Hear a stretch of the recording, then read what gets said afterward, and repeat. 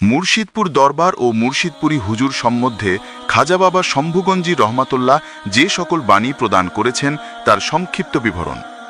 কিভাবে মুর্শিদপুর দরবারের নাম রাখা হয়েছিল তার বর্ণনা। আমরা অনেকেই জানি যে নঈম ভাই শেরপুর লক্ষ্মণপুর গ্রামে সমাধিস্থ আছেন।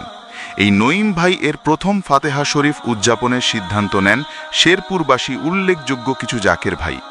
সেই ফাতেহা অনুষ্ঠানে শেরপুরবাসী জাকের ভাইদের পক্ষ থেকে মসজিদপুরী হুজুর পাককে দাওয়াত দেয়া হয়েছিল।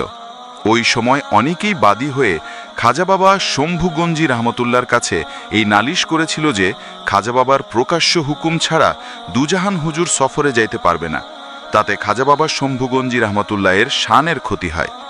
এই নালিশ নিয়ে যখন বাদীপক্ষ খাজা বাবার কাছে উপস্থিত হইল এবং তা পেশ করল, তখন খাজা বাবা অর্থাৎ শম্ভুগঞ্জি রহমতুল্লাহ হুজুর তাদেরকে জিজ্ঞাসা করলেন যে দুজাহান বাবা কি দরবারে আছেন? তাদের পক্ষ থেকে জবাব দেয়া হলো যে হ্যাঁ, তিনি দরবারে আছেন। এমন সময়ে সেখানে উপস্থিত মাদারগঞ্জের তারা ভাইকে খাজা বাবা বললেন যে তারা, তুমি দুজাকে ডেকে নিয়ে আসো। তখন তারা ভাই তিনার ভাষায় আমি দুজা বাবার কাছে গিয়ে বলিলাম যে হুজুর, খাজা বাবা আপনাকে স্মরণ করেছেন। তখন দুজা বাবা আমাকে উদ্দেশ্য করে বললেন, তারা ভাই, আপনি সাক্ষী থাকবেন, আজ কিছু কথা আমি ভাইদেরকে শোনাবো।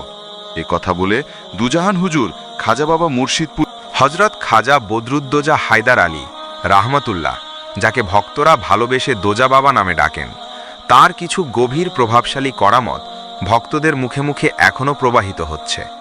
এই ঘটনাগুলো শুধু অলৌকিকতার প্রমাণ নয়, বরং তাকে আল্লাহর কাছের ওয়ালি বা অলি হিসেবে চিনে নেওয়ার শক্ত প্রমাণ। অন্ধ ছেলেটির চোখে দৃষ্টি ফিরিয়ে দেন।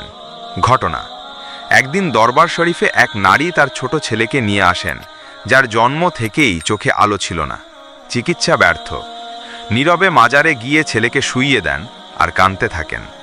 রাত গভীর হলে সে ঘুমিয়ে পড়ে। সকালে দেখেন ছেলেটি প্রথমবারের মতো চোখ মেলে তাকাচ্ছে। লোকজন ছুটে আসে, কান্না তাকবীরে দরবার কেঁপে উঠে। আল্লাহু আকবার! দোজা বাবার ফয়েজে অন্ধ ছেলেটি দৃষ্টি ফিরে পেয়েছে। এই ঘটনা আজও শেরপুর ও আশপাশে ব্যাপকভাবে প্রচলিত।